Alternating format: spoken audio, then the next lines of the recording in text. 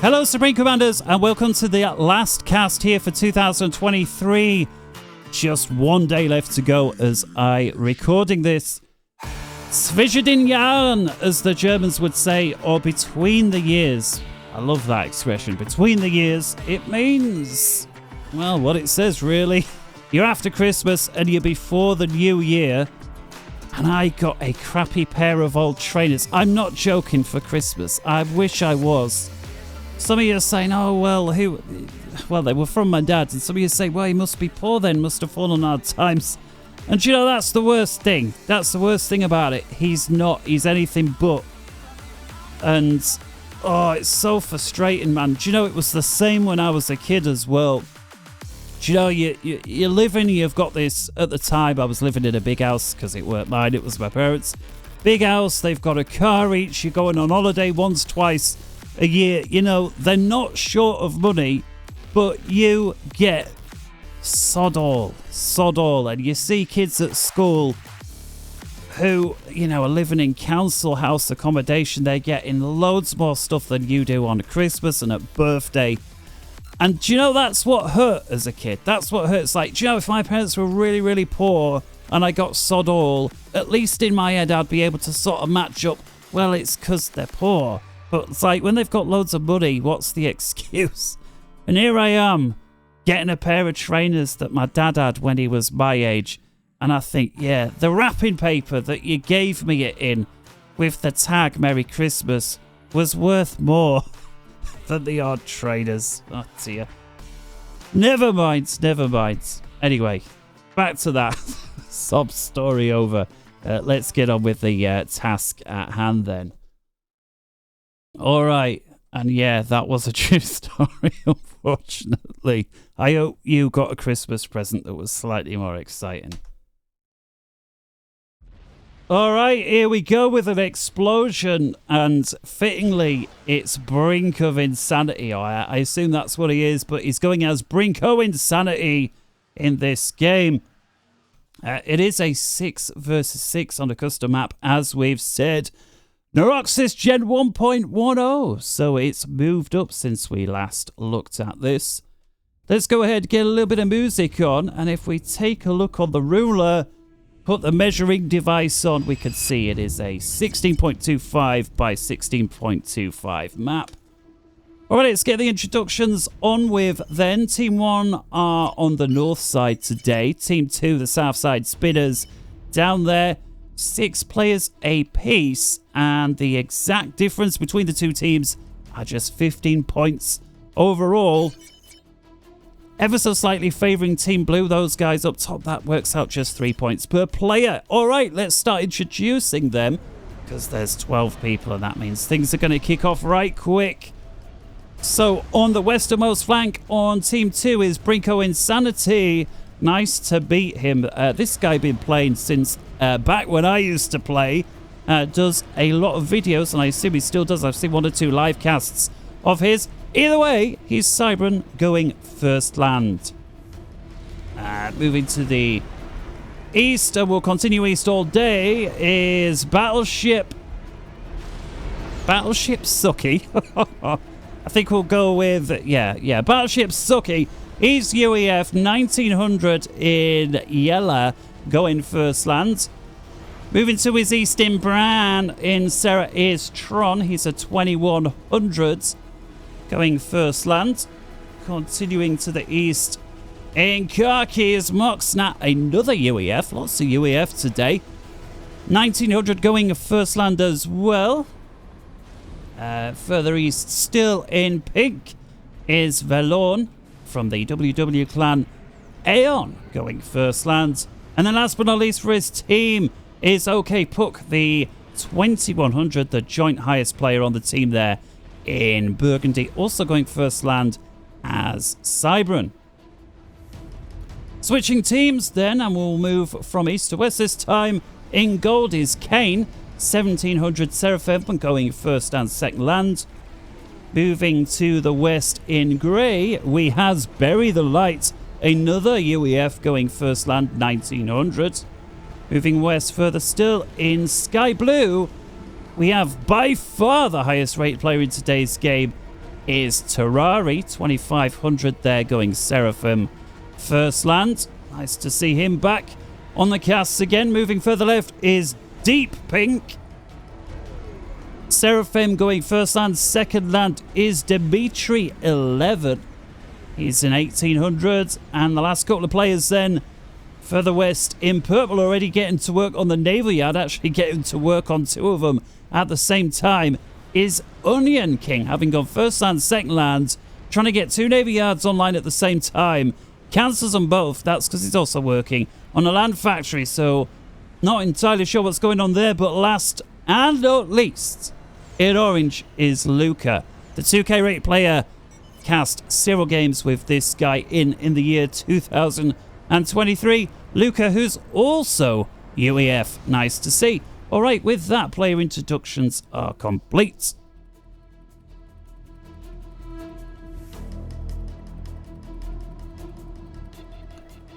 Incidentally, while we're waiting for things to unfold, I would like to welcome Adam to the Patreon members. That's 2 Adams we've got over there now. And see, as neither of them gave their player name.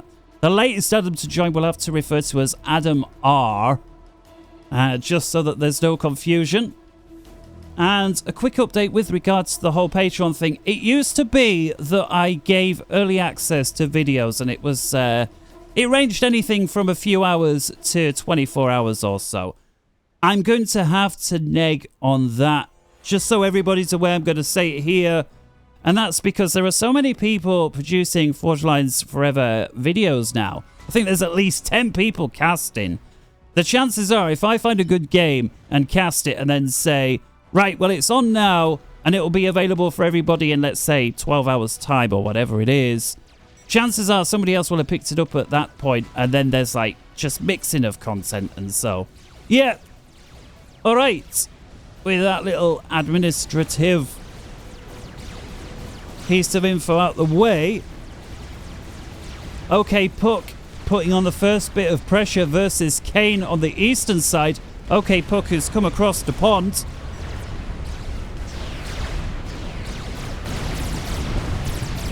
Kane gets himself a point defense online, and crucially he has chance to wall it as well. That's going to force OK Puck back, or at least to reconsider. Forlorn over here as well on the same team. So we've got 2 commanders from Team 2 who've come across the way onto Team 1's side. See if we've got a similar thing going on the other pan. No, we have not. No commanders in the drink over here. Onion King is the first to get a naval vessel online, and it's a sub. Going for the naval yard here. Brink of Insanity could do worse than go after these engineers. Of course, global vision and all of that good stuff. Easy to say. Centrally, things unusually quiet. You would think there would be some sort of to fight for. I mean, there's a lot of mass points to be had in that central region. What's this? 4, 8, and then another 4 through the middle. So potentially 12 mass points. Valorn together with OK Puck, pushing Kane back. That gets Terrari interested. Terrari who's full health. No commanders yet with an upgrade. Valorn's going to have to be careful. Both commanders picking on him at this moment in time. Same goes for Kane, although Kane stood right next to Terrari. Valorn managing to get a couple of Auroras across, but gets them too close to the commanders. They get picked off. Okay, Puck still going for the heavily damaged commander, trying to not allow himself to get 2 for 1. Doesn't have any option at the end and backs off. Terrari getting some Tech 1 artillery up front, the zoo is.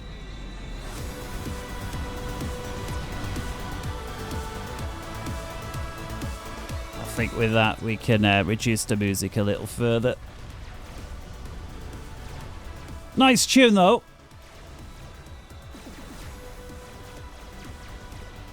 Yeah, I'm really surprised how quiet the central area has been. Bury the Light coming down. He's arguably the air player for Team 1. And he's just got nothing to shoot at. Look at this. 0 kills. And he's gotten a couple of mass points. And I suspect that, you know, if either team just had a scout over, they would press a little bit. Being extremely conservative. Right now, the only action to speak of has been on the eastern pond. That was a cheeky reclaim if ever there was. Terrari with a naval yard. OK Puck reclaims it. Nice chunk of mass. Quick look on the mass, and it's pretty much standard for all the games that we've casted on the channel of late, produced by the AI, and that is no huge chunks of mass anywhere, but lots of these sort of strung out areas of stones, and it's almost always right by the cliff edge.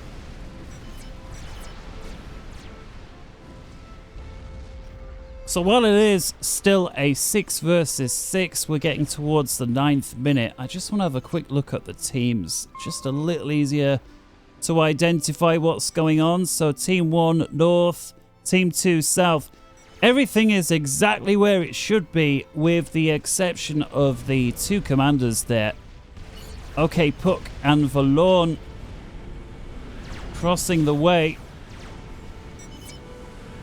Team 1 sending a few units across now, and these are Yenzins from Kane. So you got 5, there's at least 8 Yenzins, Tech 2. Terrari with the floating artillery at the Tech 1 stage. Valorn with Tech 1 bomber, and I wonder if he's going to begin pursuing, and yes he is. I suspect the stun capability of that bomber providing more assistance than the actual destruction.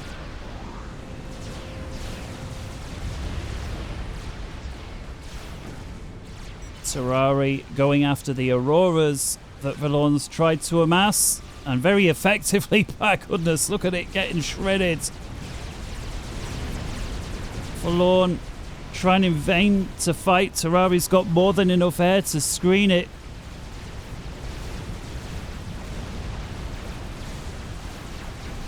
Valorn, who's heavily damaged, just 2,600 hit points left. He did manage to get himself the upgrade. Brinker Insanity has made the jump straight onto Tech 2 Navy. I think he was lucky that there wasn't more of a push from Tech 1. We've got a drop over here from Luca. We'll see, he drops off there a couple of riptides. And what is Tron got? This is a decent size. These are 15 Yenzins, the Tech 2 tank. It's a lot more than 2. We've also got a drop over here, Yenzins. Everybody's chucking Yenzins everywhere, it would seem. Few mass points there belonging to OK Puck gone missing. The destroyer here continues to put on pressure, but look at these. The biggest group pushing into Onion King's base.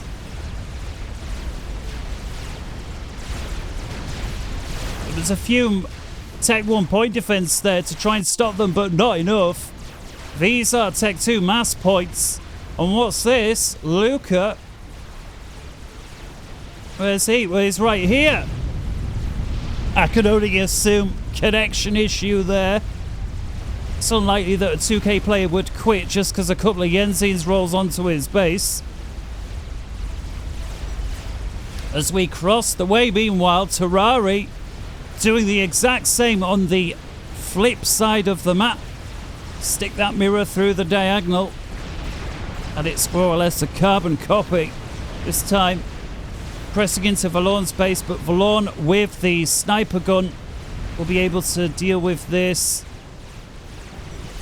Terrari actually backing off a little bit there. Coming into the mid then. Can hear lots of shooting, and we're there just in time to see Onion King get picked off. He gets himself surrounded together with the Tech 2 Navy there from Brinko Insanity, and at least on paper, Tron bags the kill. 2 players inside a minute or so going down there from Team 1. Team 2, 6-4 up.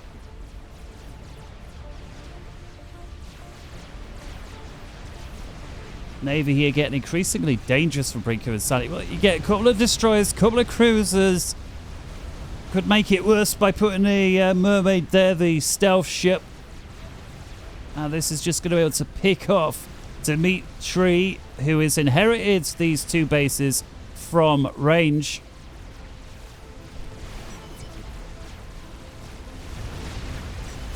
It's like the two commanders that were pressing here. Valorn together with OK Puck backing ways off back to the main base.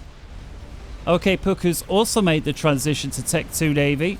Got a couple of cruisers, a destroyer soon to be joined by a second. Brinker and Sanity pressing here with Jesters going after Tech 2 capped off. We've got engineers here trying to get some anti-air, but they're going to be too late. Could really do with some air. Maybe Dimitri could think about asking Bury the Light to send his ASF over. He does have some, and it would be a suitable target. Down on the eastern side, meanwhile, we've got Kane trying to pick off the Tech 2 Navy, and Kane does have tech. So OK Puck's going to want to be careful that he doesn't stay stood still and let this Tech 2 get in range. Providing the Navy can stay at range, they will of course have the advantage. Get some free vet, not to mention some reclaim. Terrari's also sending a force down. Terrari, who has at least 2 destroyers in the mix as well. Lots of Navy, no matter where we look. What's this? We've just gotten a ping. Siege tanks have been dropped, this time from Dimitri. Oh, there's drops and Yenzins all over the shop. 15 minutes. 3 Tech 3 tanks in the back of your base. Not always the easiest thing to deal with, unless of course you're there personally. And looks like OK Puck may be able to pick off one of them. But so much damage already done. Look how many mass points are missing. At least 6. Arguably 7, although that may have been picked off from Terrari's Navy. It's like OK Puck was able to deal with a couple of them. There's 1 siege tank left. 13 kills. Gets overcharged. Wasn't enough to one-shot it. Forlorn finishing off the target with his regular sniper gun. OK Puck did deal with that pressure that was coming down there from Kane, but Terrari's going to pick up the slack where Kane left off. Again, we've still got these destroyers in the mix and lots of Yenzins. So again, OK Puck is going to be forced to just back off, back off, back off. If he doesn't, I think he's going to lose that Navy. Very, very successful push over here from Brinker of Insanity. In fact, this Navy is causing Team 1 so many problems, and I'm not seeing Team 1 come up with any sort of solution. There are 2 cruisers in this mix, mostly destroyers. You certainly don't want to make that become 3. In fact, here comes the 3rd. Surprised we've not seen a bit more effort from Team 1 to try and eradicate this. Dimitri says, what you're talking about? I've got Yenzins there. Riptides, should I say. And those Riptides, look at them going after that cruiser. They pick off one of them. Very nice. Dimitri there, letting go of the pursuit momentarily. Meanwhile, over here, Terrari gets very close to OK Puck's Navy. Was he able to pick off any of the ships? It's unclear. This destroyer is very heavily damaged. It's relying on countermeasures on the torpedoes. Nice use of the shields there from Valorn, covering the heavily damaged destroyer. Terrari forced to back off. Alright, 17.5 minutes. We've got Brink of Insanity pushing around the back there of Dimitri's base. Dimitri with the drop over here, repaying the favour on Brink of Insanity's side of things. These are all Tech 2 capped off. None as of yet. Tech 3. Brink of Insanity is stood by his naval yard. He's got the nanite torpedo launcher. Still would like to see him come out and try and overcharge these. It's possible he doesn't have energy storage and couldn't. Terrari now returning to this battle versus OK Puck's Navy. OK Puck, who's been relentlessly trying to deal with floating Tech 2 tanks. I suspect these 3 destroyers together with the floating tanks may now take the balance regardless of the shield there by Valorn. Crazy game all over the place. No real cohesive front anywhere, just players pushing. In fact, the front, which, you know, you would normally expect in the middle, has been basically nothing happening, with the exception of that commander that was picked off by the Navy there. Dimitri, well over halfway. Look at the success here from Brink. I think we're going to have to split the screens here because there's just relentless pressure from Brink's Navy on the upper west side, and on the lower east side, Terrari's finally broken through. OK Puck's got nothing left. A solitary ship, that's now gone down. And what appears to be yet another drop into the back of Team 2's base, thanks to Dimitri. Brink's Navy continues to push. Just going to hide the scoreboard temporarily. Valorn now getting picked up by these destroyers and their beam weapons.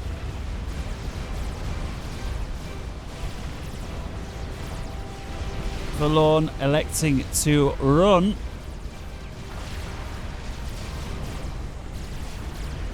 Big scouting run from Terrari. Almost said Ferrari there. And OK Puck's base at serious risk of going down. There's very little left of it to speak of. Tech 2 continues to harass the base. The silver lining there, both commanders working together, but this Navy here from Terrari is getting increasingly dangerous. Silver lining though for Team 2 is the Navy on the other pond from the opposite number.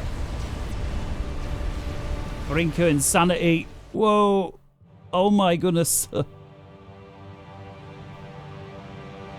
I literally just tabbed out. I can't believe it in the cast.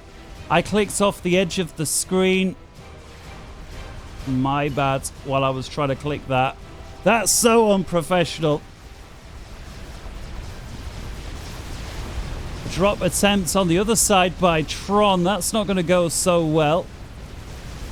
But this Navy here is... I don't understand. It seems like there's been almost no attempt from Team 1 to deal with this Navy, and it's just gotten increasingly strong. Valorn on the other side's gotten picked off by Terrari.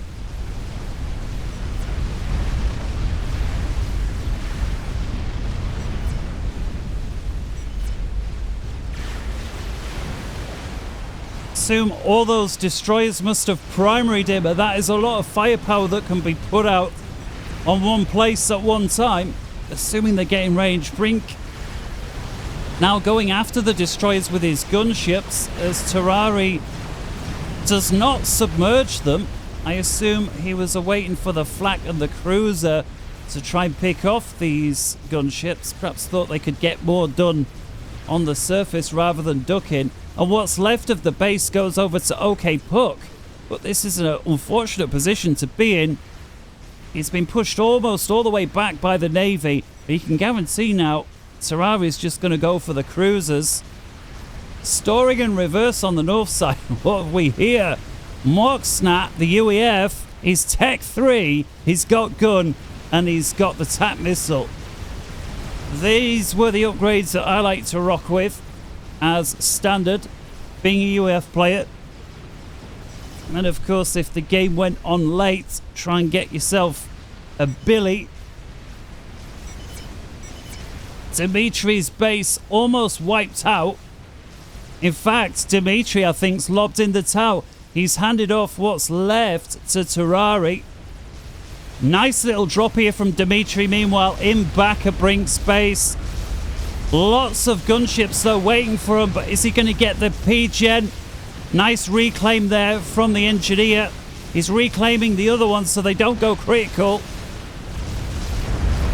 Nice save there from Brink. Of course, if you were Dimitri, if you saw the opponent was doing that and had the APM spare, you would get one of the siege tanks to fire at the engineer specifically, making sure when that fusion does finally go pop, it goes pop. The little return here from Dimitri's is shielded up. Look at that, shooting down the Tech 1 interceptors, and very effective. Tron's going to continue to pursue regardless. Terrari continuing to put the pressure on. OK, Puck's decided to go for torpedo launcher, the nanite there. Better late than never.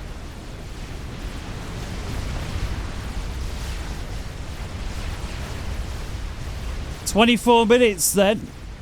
Brink's pushing right in up top. We've got Ferrari pushing right in at bottom. It's so, you know, almost a mirror. If Terrari's ships were like a little further west, it would be identical. Although, a little concern perhaps for Brink. His cruisers have gone, nothing but destroyers left, and he's got broadswords on the case. Only question is, are they going to be able to take any of this air grid with them before they go? And the answer is... Bury the Light's also somebody else that can reclaim as they go. Nice move. OK, Puck valiantly fighting. He's got nothing left. Look at this. Nothing. Terrari's actually trying to set up shop on the opposing side of the map, reclaiming and rebuilding mechs.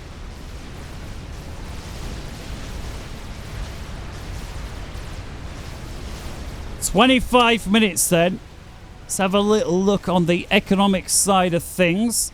Totalizers 867 versus 727. That's favouring Team 2. A team down the south, 150-ish thousand mass ahead. Just shy over the course of the game. That's around 20%, so a huge advantage actually, despite losing this. And I can only put that down to the incredible success Brink of Insanity's Navy's had. Some assist with the player kill and then just methodically wipe out everything right up until it got to Bury the Light's base, and that's where it's finally been stopped.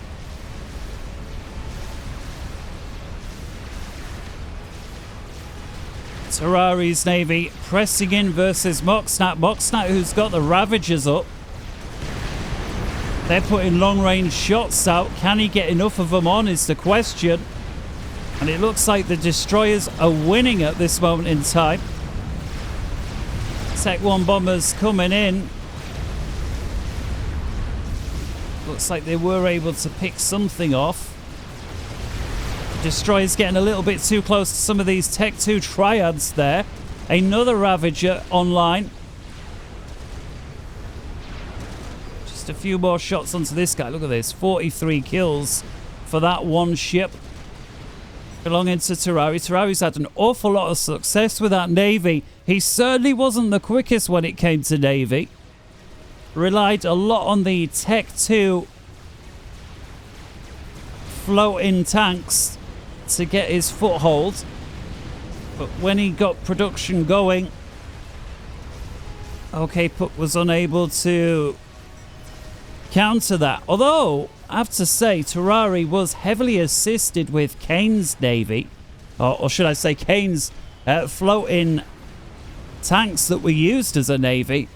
There must have been at least 30 or 40 units that were sent down from Kane in 2 or 3 squads that no doubt bought the time that Terrari was able to get the Navy up and running.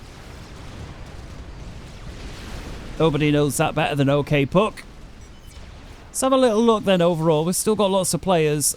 Team 1 have lost their northerly position but have gained their south or southeasterly positions. So it's been a right rotation. The teams have moved from a north-south to an east versus west. And Tron could be about to shake things up as he gets a chicken. I believe this to be the first experimental of the game. It's at least the first one we've seen. And there are the first kills of the chicken. A few harmless units. But this is enough to raise the alarm. And of course I'm trying to be all cinematic. And Tron stops the thing moving. So go back to normal view so we can see what's happening.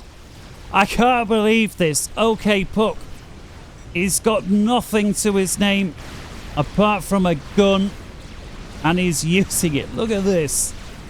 Terraria with 1,000,000 engineers. Operation Spambo. Or at least that was the plan. And OK Puck's trying to jam a big fat spanner into that plan. And it may just work. Chicken from Tron. Are you going to push?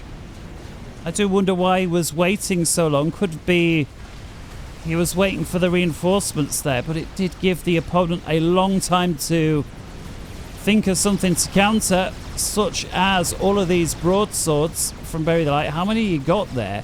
17 broadswords at a cost of 25,500 mass. That will deal with the chicken, but there's a lot of flak here now.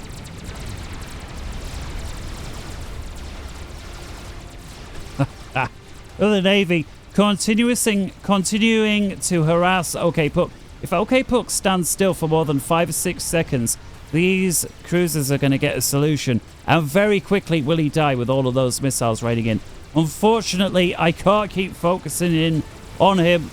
It almost feels inevitable at some point OK Puck is going to die.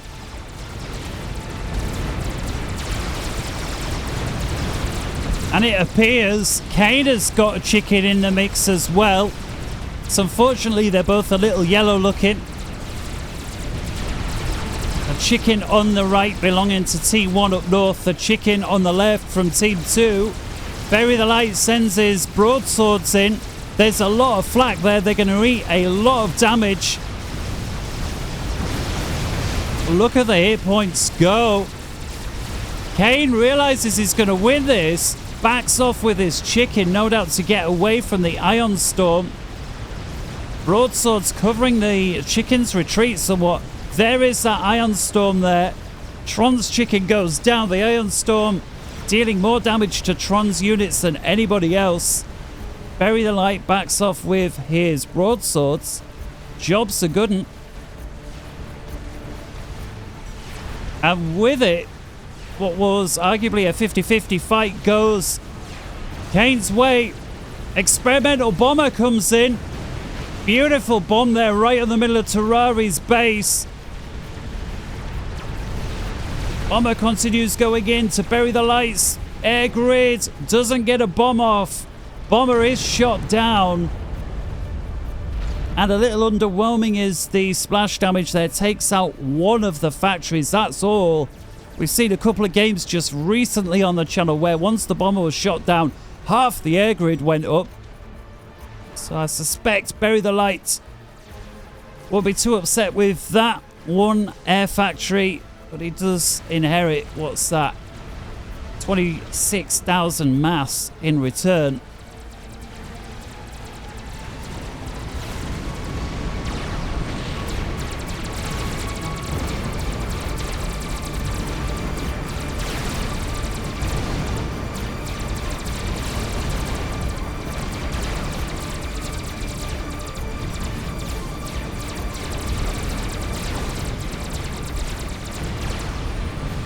Chicken from Tron, or from Kane should I say, continues to press first towards Moxnat and then towards Tron. Both of these players from Team 2 have set up shop on Team 1's side of the map.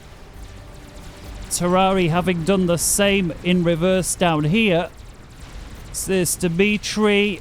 And Dimitri the Seraphim, who of course have access to the TAC missile launcher as well, is doing the same thing. Beautiful shot there. Takes off a heavily capped mass point.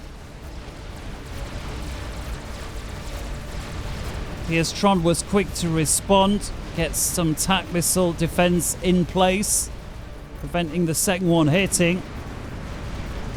Moxnat now with a Fat Boy. And this may finally be the solution to put a stop to all of this Navy that Terrari's been pushing with. We've also got a megalith here from Brink. Brinker Insanity realizes things have gone awfully well his side, but the rest of his team struggling somewhat. Lends a hand.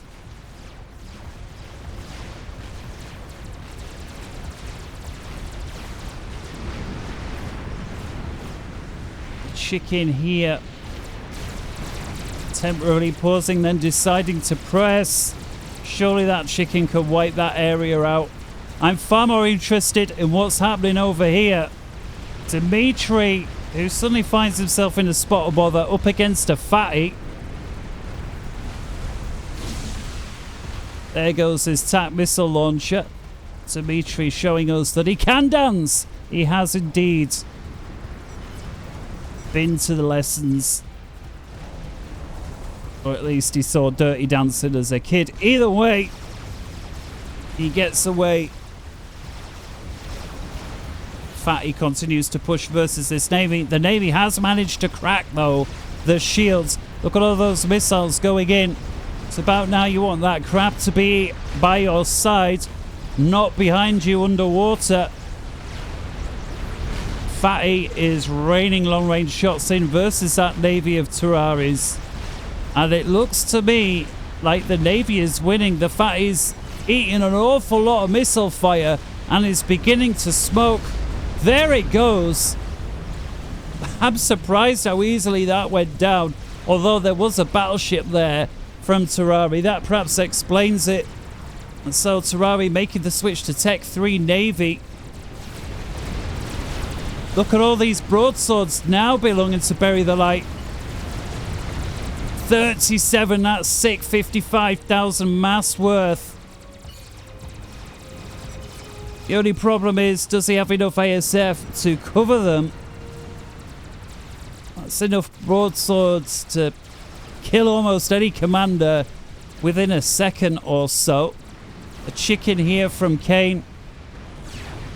Continuing to put right what little's left. And it looks like Tron, look at this, the cheek. They were upgrading these Tech 1 mass points to Tech 2. Tron got 6% of the way done, then thought, nah, that chicken's coming. Credit to OK Puck for still being alive. He looks like the team felt sorry for him and gave him a few mass points here and there. Dimitri says, also with no base. No, you don't. Both teams with one player that has no base. Nice work there from Kane. Was able to clear out the rest of that base that should be rightfully his.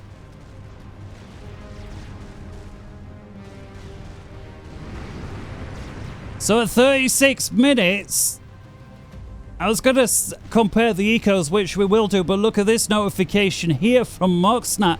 He's going for the TAC nuke, aka the Billy. He's already got 44,000 mass killed to his name, just the commander.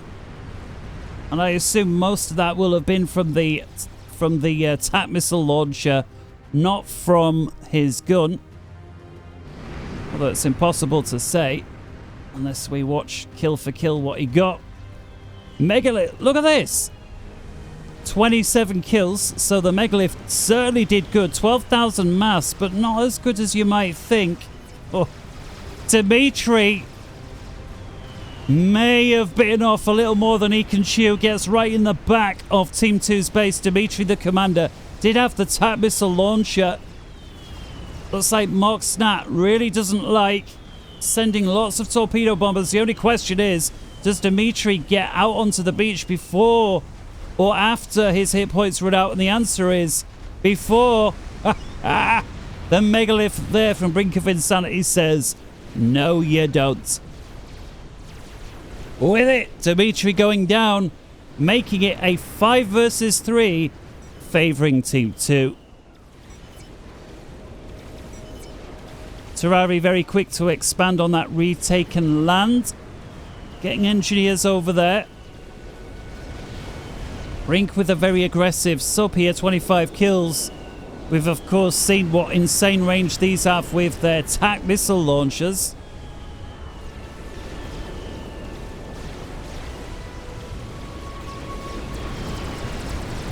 Looks like the chicken from Kane was trying to come through the water, but that's gotten picked up. We've got another experimental bomber online now from Tron.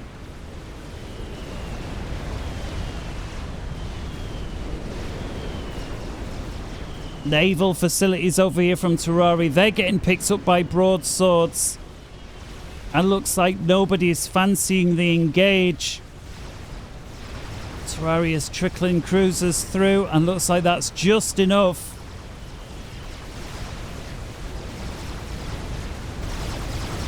Three chickens in the central area there from Tron.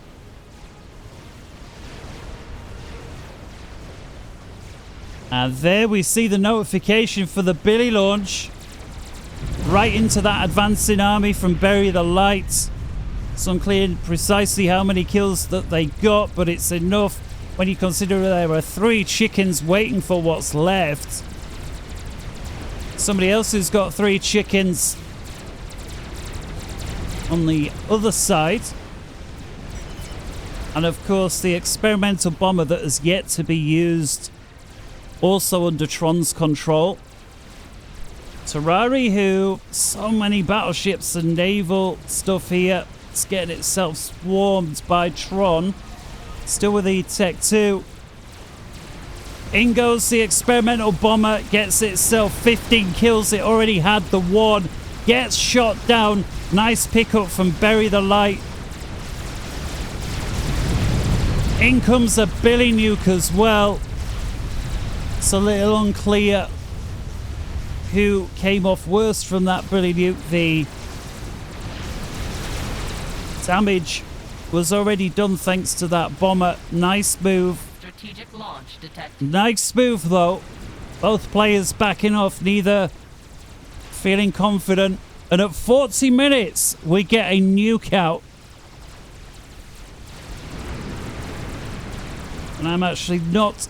Oh, there it is. It's a sub-launch right from the back into Bury the Light's base. And it's a... Whoa, it's a loopy-loopy. That right there is an anti-nuke and a half if ever I've seen. Somebody wind that back 5 seconds. It must have done a figure of 8 twice over. Terrari was able to hold the Navy here and continuing to press. Meanwhile, Moxnat continues to pump out Billies. Where's this going? He's going for the broadswords. There was a notification there. It's impossible to tell which team it came from unless we're in team view. Nice pickup there. But it will alert Team 1 into building more and more TAC missile defense. You can already see Terrari's begun doing just that. The chickens are still at it in the middle. Brink gets his megalith there. This is his second one. And that's going to be able to get some free shots off at the chickens from range. And again, Moxnat, beautiful use here of the Billy. This right here is where the UEF commander excels. It's impossible to get TAC missile defense or a mobile TAC missile defense with the exception of the cruisers. That is of course limited to sea. I guess if you got support commanders in there they can build it quickly, but it's remembering to do just that. Bury the Light now making the move to artillery. The Duke 13 kills capped off. And he's continuing to work on his air grid.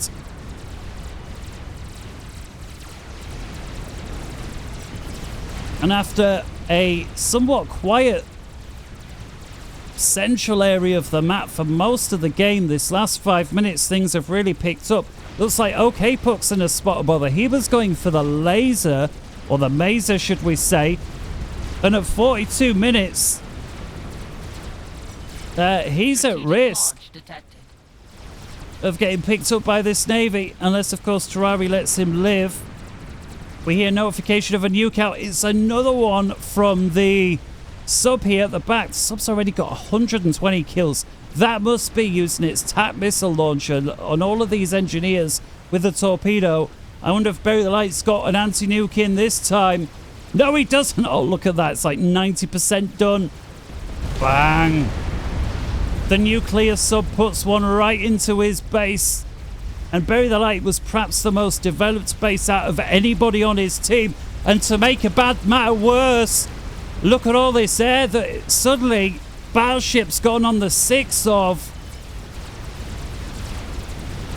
So Bury the Light's lost all his air and the ability to produce more. The chickens continue to fight in the middle. The amount of devastation here.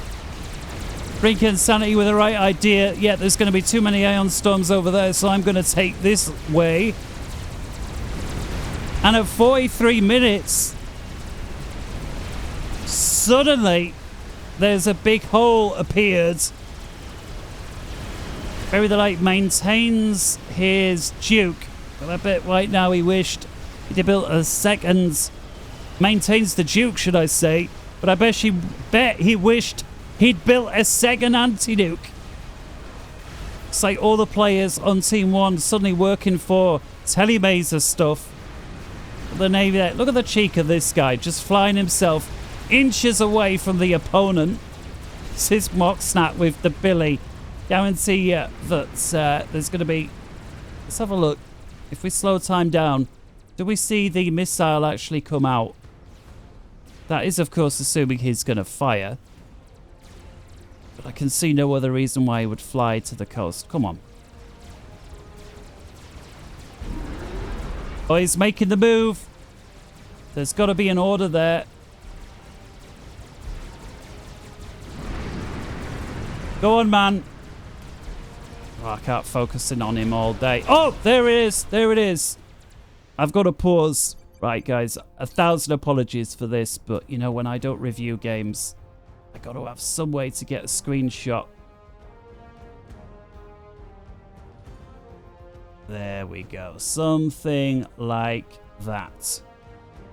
Thank you very much for putting up with me on this one. Oh, where's my screenshot button? There we go. Apologies for that. Right, normal speed. Look where the Billy's going. This is Terrari's base here. Or what's left of it is naval yard. Bang! In goes the Billy nuke. Completely annihilates the engineers. Untold numbers of Air Force. Look at Terrari. I can't believe how much that almost killed him. He's got less than 1,500 hit points left. Let's get the scoreboard and the minimap back online. There we go.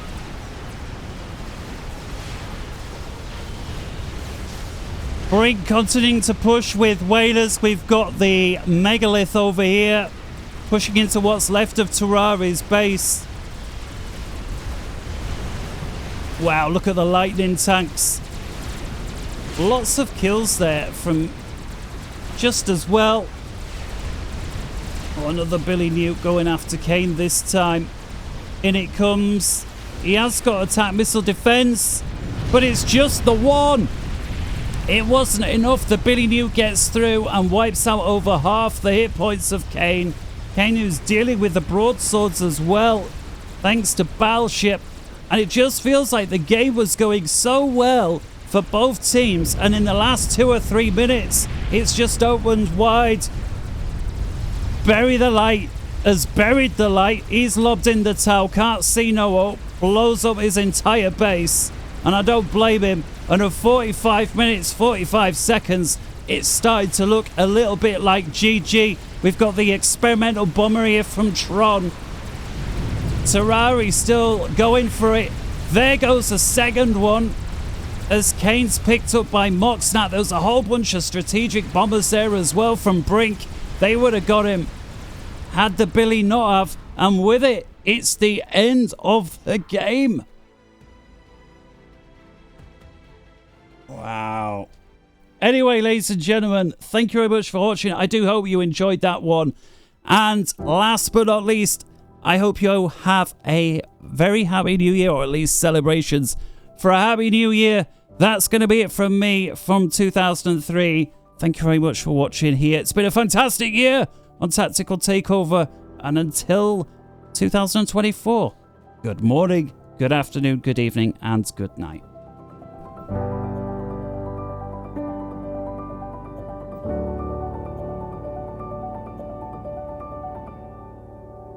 See ya.